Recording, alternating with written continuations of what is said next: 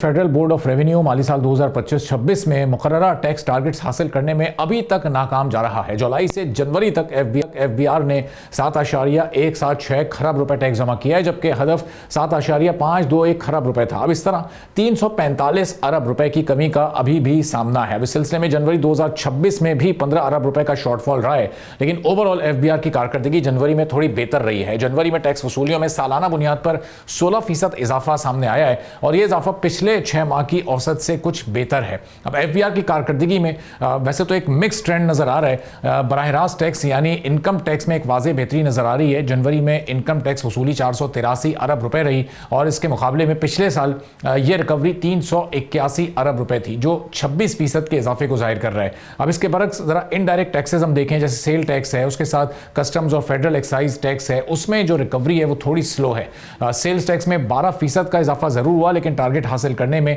यह इजाफा अभी भी काफ़ी नहीं है। अब इंपोर्ट्स में कमी के साथ प्रोडक्ट जो पेट्रोलियम प्रोडक्ट्स हैं उसके इस्तेमाल में कमी और एनर्जी की कीमतों में स्टेबिलिटी ने वसूलियों को मुतासिर किया है। पर टैक्स रिकवरी में बेहतरी आ सकती है, जिसकी वजह बड़ी सनतों की प्रोडक्शन में बेहतरी के आसार हैं। लेकिन ये ओवरऑल एक जो हमें इस वक्त कमी नज़र आ रही है, ये शॉर्टफॉल है, ये साल के एंड तक कितना बढ़ जाएगा। पिछले साल भी हमने देखा था टारगेट्स को रिवाइज किया गया था। अब ये टारगेट अगर एक बार फिर रिवाइज किया जाता है तो क्या उससे पहले IMF को एतमाद में लेना पड़ेगा या नहीं, इस पर हम बात करेंगे। ज़ीशान मर्चेंट साहब टैक्स एक्सपर्ट जुड़े हैं। तो ज़ीशान साहब, अभी कोई राउंड ऑफ करके 350 अरब रुपए की कमी इस वक्त सामने आ रही है, जो कि 7 महीनों की कारकर्दगी है। तो ये अगले 5 महीनों में सिलसिला 500-550 अरब के शॉर्टफॉल तक चला जाएगा। पिछले साल भी हमने एक बड़ा शॉर्टफॉल देखा था, एक्सपीरियंस किया था। जी, बिस्मिल्लाहिर्रहमानिर्रहीम। देखिए, शॉर्टफॉल तो यकीनन होगा। उसकी वजह बड़ी बुनियादी है कि आपकी जो इकॉनमी है वो बिल्कुल स्टैंड स्टिल पे है, चीज़ें चल ही नहीं रही, प्रोडक्शन हो नहीं रही, कंपनीज की जो ग्रोथ है वो है ही नहीं।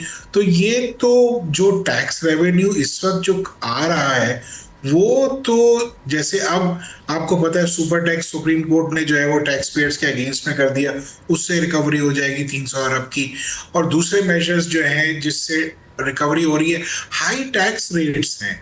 हाई टैक्स रेट्स जो है वो बहुत बड़ा फैक्टर है कि जो आपको नजर तो आ रहा है कि टैक्सेस पिछले साल के मुकाबले में ग्रोथ ज्यादा है टैक्स की, लेकिन उसमें यह भी देखना जरूरी है कि टैक्स रेट बढ़ता चला जा रहा है और टैक्स बेस वहीं का वहीं है। तो कोई खातिर खा टैक्स पेयर्स में इजाफा नहीं हो रहा, ये टैक्स रेट का इम्पैक्ट जो नजर आ रहा है। और यकीनन आगे जाकर जो है मैं ये समझता हूं कि ये गैप मजीद बढ़ जाएगा। इस वक्त 350 बिलियन का है, लेकिन आपने सही कहा कि ये 500-550 बिलियन या इससे भी ज्यादा हो जाए तो मुझे कोई इसमें हैरत नहीं होगी, क्योंकि वही लोग हैं, वही टैक्सेस दे रहे हैं और उसमें इजाफा नहीं है। प्लस यस, कुछ इन्फोर्समेंट बेहतर हुई है, लेकिन जो इस वक्त सबसे बड़ा मसला है कि इस वक्त जो टैक्स पेयर्स हैं उनका एफबीआर पे से एतमाद बिल्कुल ख़त्म हो गया है, क्योंकि हर किस्म के नोटिस उनको आ रहे हैं, हर किस्म की परेशानी उन्हीं को हो रही है।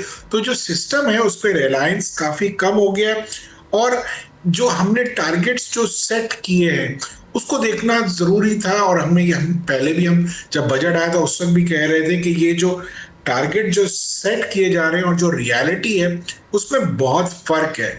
तो यकीनन एफबीआर भी इस चीज़ को देख रही होगी और नोट कर रही होगी और आने वाले वक्त में आपने जैसे फरमाया है कि ये हो सकता है टारगेट जो है वो डाउनवर्ड रिवीजन हो और हम फिर भी जो है उसको अचीव करने में मुश्किल हमें होगी। अलबत्ता कोशिश ज़रूर करिए गवर्नमेंट ऑफ पाकिस्तान।